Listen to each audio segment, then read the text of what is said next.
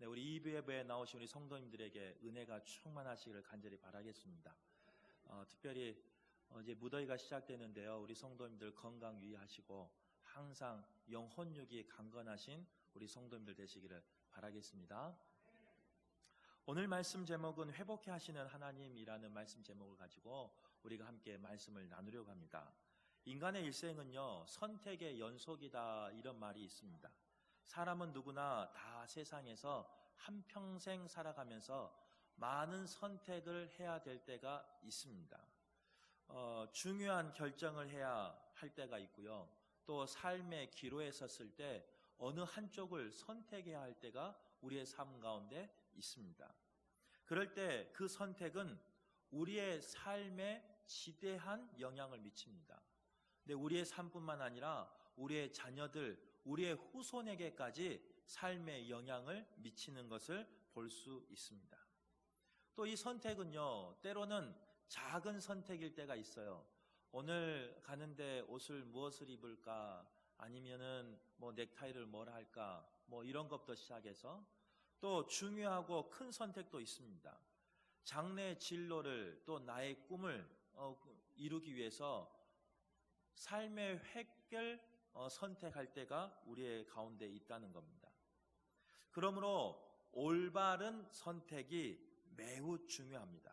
우리는 오늘 본문을 통해서 나오미라는 여인이 어떠한 선택을 했는지, 또 그 인생의 고비고비마다 그 선택의 결과를 통해서 우리가 하나님의 뜻을 발견하고 하나님이 우리에게 무엇을 선택하기를 원하시는지에 대해서 말씀을 나누고자 합니다.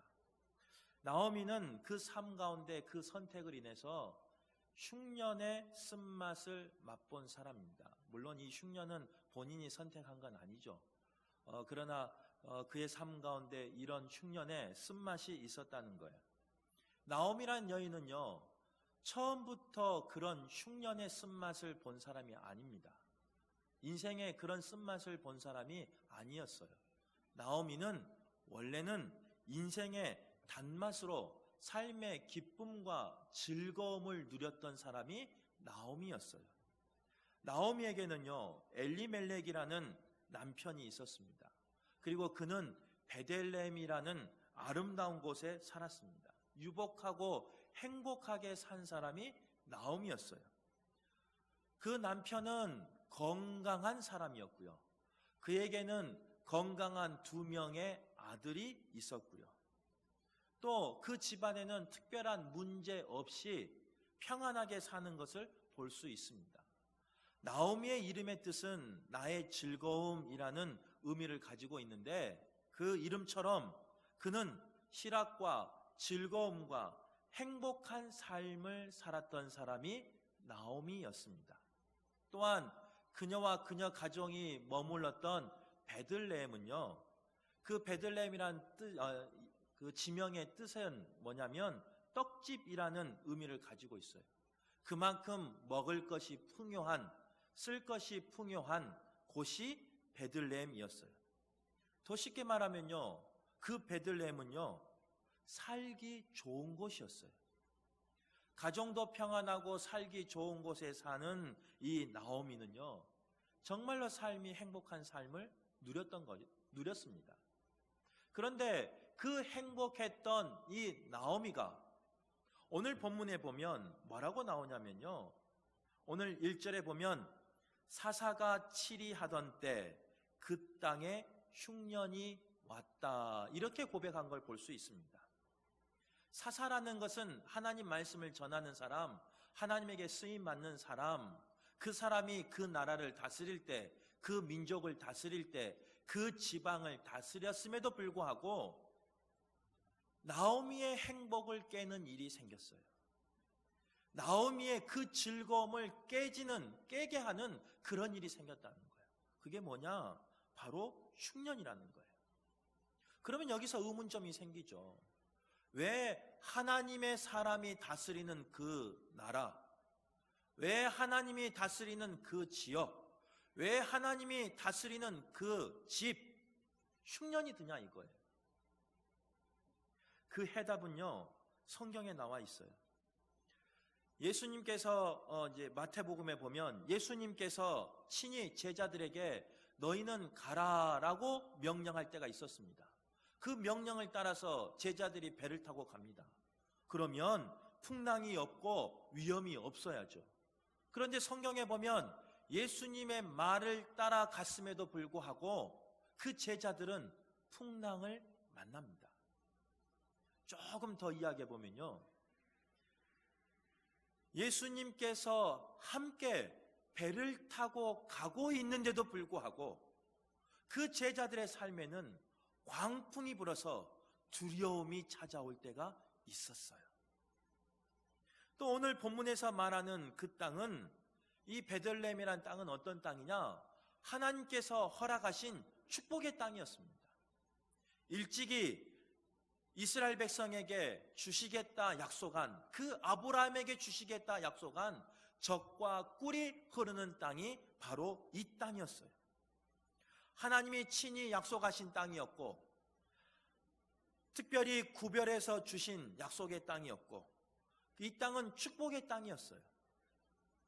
그럼에도 불구하고 이 땅에 떡이 떨어지는, 먹을 것이 떨어지는 그 이름과 정반대의 삶이 오는 그런 흉년이 왔다는 거예요. 하나님을 믿고요, 하나님을 위해서 살면 흉년이 오지 않아야 하는데, 죄송한데 오늘 본문에 보면요, 흉년이 왔다는 거예요. 이것이 나오미의 삶이었었고, 이것이 우리의 지금의 삶이지 않을까 생각해 봐요. 우리의 삶에 원하진 않지만 흉년이 들 때가 있습니다. 우리의 삶에 어느 누구도 그 흉년을 바라는 분이 없지만 우리의 삶에요, 불현듯 찾아오는 흉년이 있다는 거예요. 영적인 흉년이 들어서 시험에 들 때가 있고요, 마음의 흉년이 들어서요, 그 마음에 눈물과 애통이 가득할 때가 있어요. 또 육신의 흉년이 들어서 원하지 않는 그 질고 때문에 고통받고, 그 질고 때문에 눈물 흘리는 사람도 있어요. 오늘 예배 나오신 분들 중에 누가 흉년을 원하신 분이 있습니까? 이런 아픔을 원하신 분이 있습니까? 아무도 없어요. 저도 제 삶 가운데 이런 흉년이 없었으면 좋겠어요. 하지만 원하지 않지만, 예수를 잘 믿지만, 신앙생활 열심히 하지만, 주께 헌신하며 봉사하지만 그곳에도 흉년이 올 수 있다는 거예요. 많은 사람은 그 흉년을 두려워해요. 무서워해요. 그런데 신앙인은요, 그 흉년이 문제가 되는 게 아니에요. 그 흉년을 두려워해서는 안 되는 거예요. 흉년은 올 수 있다 인정하고 나가야 되는 거예요. 문제는 흉년이 아니고 그 흉년을 대처하는 우리의 모습이 문제라는 거예요. 흉년은 누구에게 찾아올 수 있는데, 그 흉년이 찾아왔을 때 나는 어떤 것을 선택하는가가 중요하다는 거예요. 우리의 결정에 따라서 이 흉년이, 이 쓴물이, 이 쓴맛이 때로는 나에게 위기가 되기도 하고 파멸로 이르기도 하고, 아니면 기회가 되기도 한다는 거예요. 나오미 가정도 이런 흉년에 가만히 있을 수가 없었을 거예요. 왜냐? 그 동네뿐만 아니라 그 민족의 흉년이 들었으니까 부모로서, 가장으로서 계획을 세워야죠. 그래서 방도를 찾았어요. 그 방도를 찾는 결론이 뭐였느냐? 그 축복의 땅, 잠시 흉년이 들었지만 하나님이 약속하신 그 땅 베들레헴을 떠나서 이방 신을 섬기는 모압으로 가기로 결정했다는 거예요.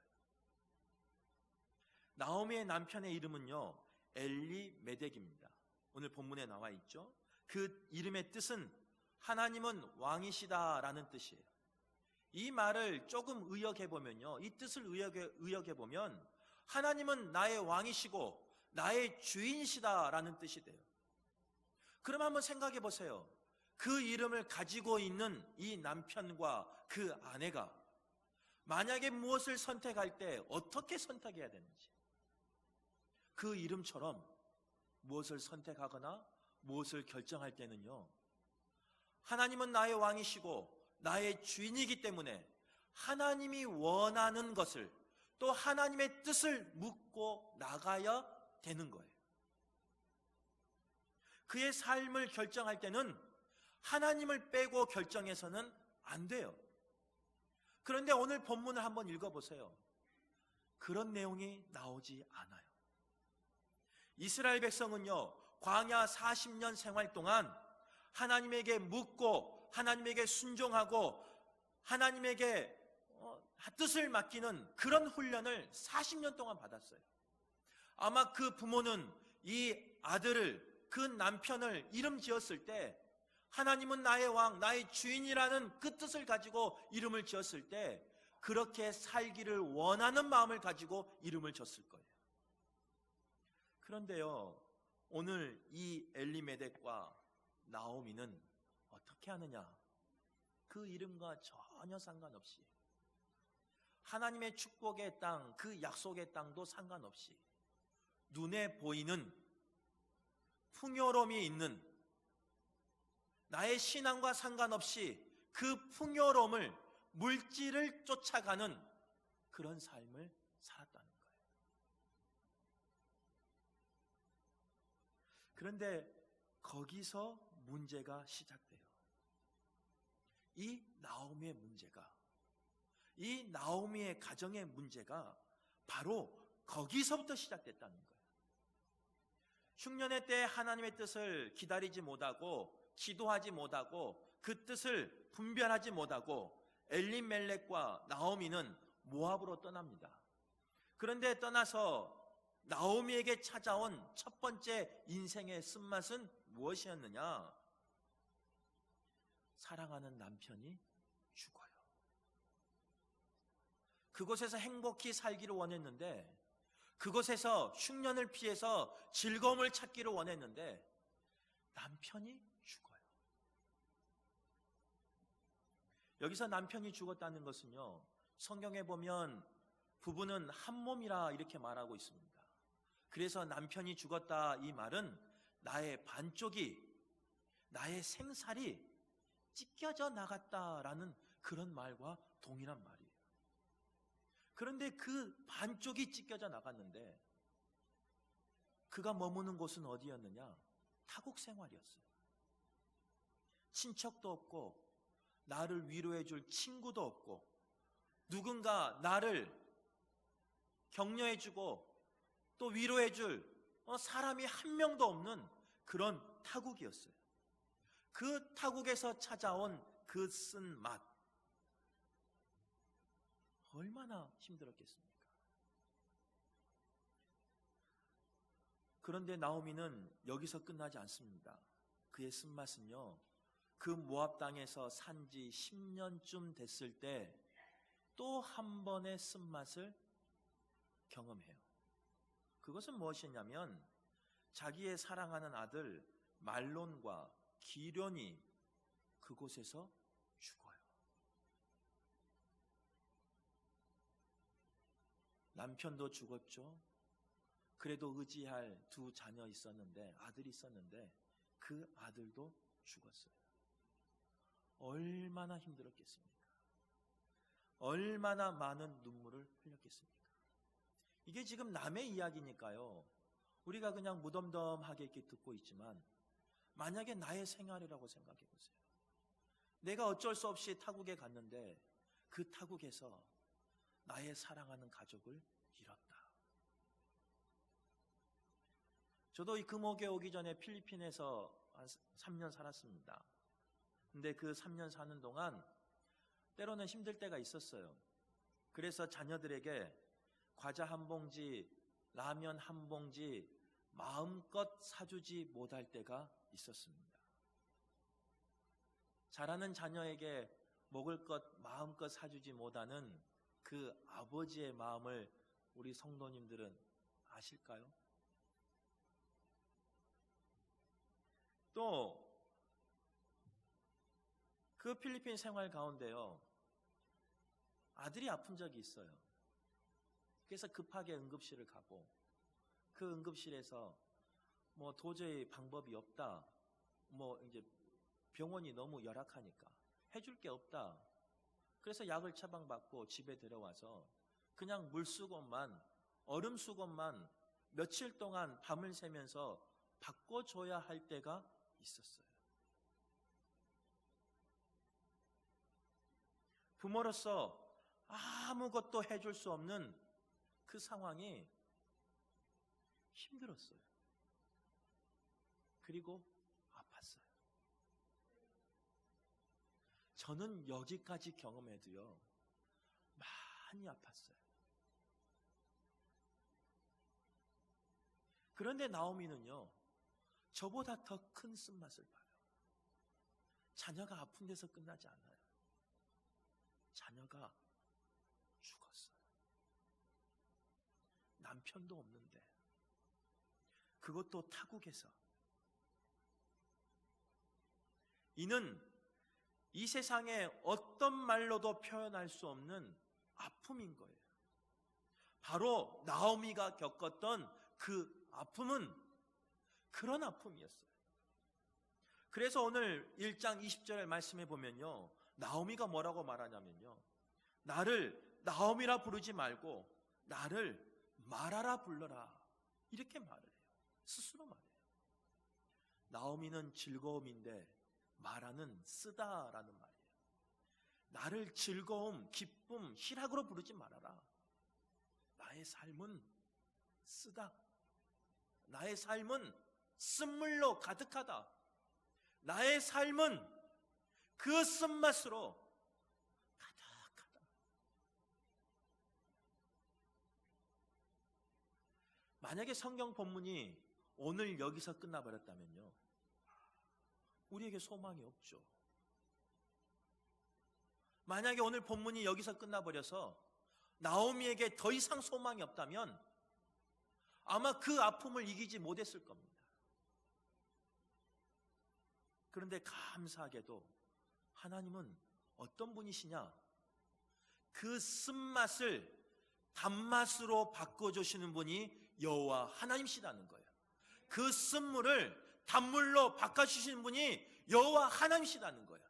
그 마음의 쓴물과 그 마음의 눈물과 그 마음의 아픔을 여호와 하나님은 다 아시고 단물로 바꿔주신다는 거예요.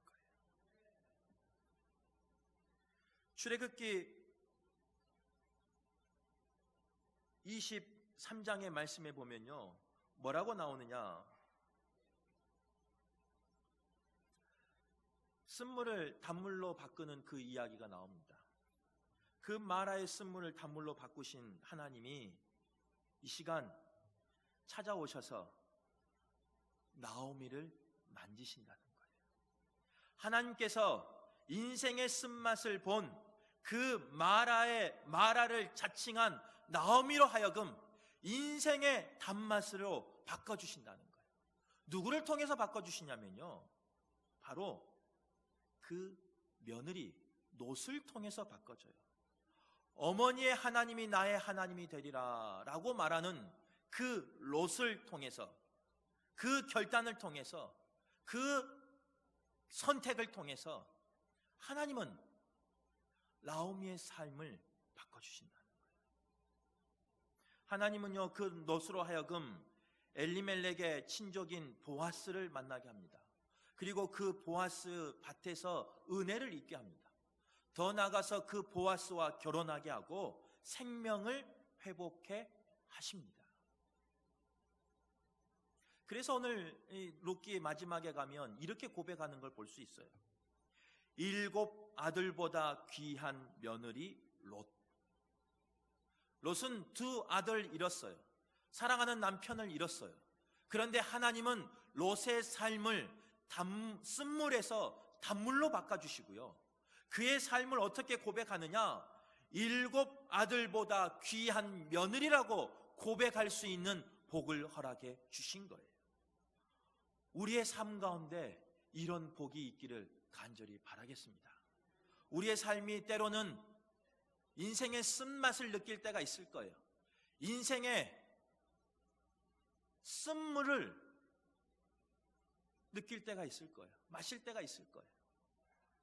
그러나 오늘 이 말씀이 우리 성도님들에게 위로가 되시고 우리 성도님들에게 소망이 되는 분 되시기를 간절히 바라겠습니다. 하나님은요, 절대로 그냥 두지 않으세요. 하나님은 하나님의 사랑하는 자녀를 그 쓴물을 마시게 하지 않으세요. 그 쓴물에서 구해주셔요. 오늘 이 시간 이 말씀을 통해서 우리의 그 쓴물의 인생이, 우리의 그 쓴맛의 삶이 단맛과 단물로 바뀌시는 복을 누리시기를 간절히 바라겠습니다. 오늘 이 말씀 가운데 놀라운 회복의 비밀이 하나 있습니다. 우리 성도님들이 이것을 알았으면 좋겠어요. 쓴물이 단물로 그냥 바뀌는 게 아니에요. 그 회복의 비밀이 어디 있느냐? 오늘 읽지 않았지만 6절 말씀이 있습니다. 우리가 6절의 말씀을 성경을 보시고 함께 합독해서 읽도록 하겠습니다. 그 여인이 모압 지방에서 여호와께서 자기 백성을 돌보시사 그들에게 양식을 주셨다 함을 듣고 이에 두 며느리와 함께 일어나 모압 지방으로서 돌아오려 하여. 오늘 이 본문에서 그 회복의 비밀은 뭐냐? 주목해야 할 단어는 뭐냐? 바로 듣고라는 단어예요. 나오미는 하나님의 말씀을 들었어요. 나오미는 그 하나님의 양식으로 가득 찼다는 그 소식을 들었어요. 그 고향 소식을 들었다는 거예요. 그냥 들었을지 아니면 누군가 들려줬는지 알 수는 없지만 나오미는 하나님이 회복하셨다는 그 말을 들었다는 거예요. 오늘 이 자리에서 우리가 동일하게 예배하고 있지만 또 말씀이 선포되고 있지만 이 말씀을 듣는 사람이 있습니다. 하지만 아무리 크게 말해도요, 이 말씀이 들리지 않는 사람도 있습니다. 좀 이상하죠? 한 자리에서 예배 드리는데 누구는 말씀이 들리고 누구는 말씀이 들리지 않는 사람이 있다는 거예요. 내가 얼마나 그곳에 관심이 있느냐, 내가 얼마나 정성을 다해서 집중하느냐에 따라서 틀리다는 거예요. 세상에는요, 많은 소리가 있어요. 교회에도 많은 소리가 있어요. 교회에서 말씀만 들리는 게 아니에요. 때로는 교회임에도 불구하고요, 사람의 말이 들릴 때도 있습니다. 그래서 설교도 마찬가지예요. 제가 부족하기 때문에 때로는 하나님 말씀만 전해야 되는데 사람의 말을 할 때도 있습니다. 그런데 어떤 사람은 하나님의 말씀을 듣는 사람이 있어요. 그런데 동일하게 말씀을 듣는데 어떤 사람은 사람의 말을 듣는 사람이 있어요. 여러분은 어떤 사람이십니까? 말씀을 듣는데 그 속에서 하나님의 말씀을 들으세요? 아니면 사람의 말을 들으세요? 바라옵기는 여기 계신 모든 분들이 하나님의 말씀을 듣는 복된 분들 되시기를 간절히 바랍니다. 그런 은혜의 사람이 되셔서 좋은 소식을 듣기를 바라요. 하나님의 말씀을 듣기를 바라요. 그리고 그 좋은 소식을 듣고 내 삶 가운데 소망을 회복하시는 복된 분들 되시기를 간절히 바라겠습니다. 그럼에도 불구하고 어떤 사람은 나쁜 소리만 듣는 사람이 있어요. 사람의 소리만 듣는 사람이 있어요.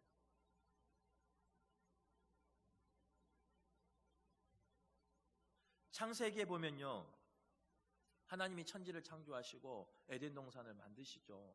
그 가운데 사람을 만들어요. 아담과 하와를 만들어요.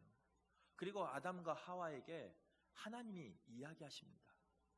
그런데 하나님만 이야기한 게 아니에요. 그 에덴 동산에 뱀이라는 것이요, 이제 뱀은 사단을 상징하는데 뱀도 이야기를 합니다. 즉 에덴 동산에는 하나님의 소리도 있었고 뱀의 소리도 있었어요. 여러분 같으면 하나님의 소리를 따라 움직이겠습니까? 아니면 사단의 소리를 따라 움직이겠습니까? 당연히 하나님의 소리를 따라 움직이시겠죠. 그런데 아담과 하와는 하나님의 소리가 있었음에도 불구하고 누구의 소리를 듣냐면 뱀의 소리를 듣습니다. 정확히 말하면 하나님 소리도 들어요. 뱀의 소리도 들어요. 그런데 누구의 말을 따르냐? 뱀의 말을 따른다는 거예요. 뱀의 소리가 진짜인 것 같아요. 그 소리를 따르면 살 것 같아요. 그 소리를 따르면 하나님이 될 것 같아요. 그래서 아담과 하와는 분별하지 못하고 뱀의 소리를 따랐어요. 결국 에덴에서 쫓겨나고 죽을 수밖에 없는 존재가 되어버렸다는 거예요. 소리를 분별하지 못해서 죽는 존재가 되어버려요. 그러나 소리를 분별하면 살아날 수 있어요. 저는 오늘 이 말씀이 여러분 심령 가운데 들리는 소리 되기를 간절히 바랍니다. 이 말씀이 들리는 소리가 되어서 하나님의 음성을 분별해서 듣기를 간절히 바랍니다. 그래서 여러분이 살아나기를 바라요. 여러분의 인생에 있는 그 쓴물이 단물로 바뀌기 바라요. 말씀을 정리할게요. 우리의 인생 가운데 불현듯 찾아온 그 쓴물, 단물로 바뀌는 방법, 그 한 가지는 듣는 거예요. 하나님의 말씀을 듣고 그 말씀대로 사는 거예요. 이렇게 말하니까 저는 꼭 잘한 것 같이 되는데요. 그렇지 않아요. 하나님의 말씀을 전하는 사람으로서요, 때로는 하나님 말씀을 전해야 하는데 사람의 말을 전할 때도 있어요. 부족하니까. 바라옵기는 우리 성도님들이 부족한 저를 위해서 기도해 줬으면 좋겠어요. 우리 목사는 사람의 말이 아니라 하나님 말씀만 전하는 사람 되게 해달라고 꼭 기도해 줬으면 좋겠어요. 두 번째 바람은 부족해서 행여나 잘못 전했을지라도 우리 성도님들이 그 말씀 가운데 사람의 말을 잡는 것이 아니라 그 사람의 말 때문에 상처받고 실망하고 좌절하는 것이 아니라 그 말씀 가운데 선포되는 하나님 말씀을 듣기를 바라요. 그리고 그 하나님의 말씀을 붙잡기를 바라요. 그리고 그 하나님 말씀으로 위로받는 성도님들 되시기를 간절히 바라겠습니다. 그래서 우리의 삶 가운데 바라옵기는 모든 분들이 하나님의 말씀으로 회복되시기를 간절히 바라겠습니다.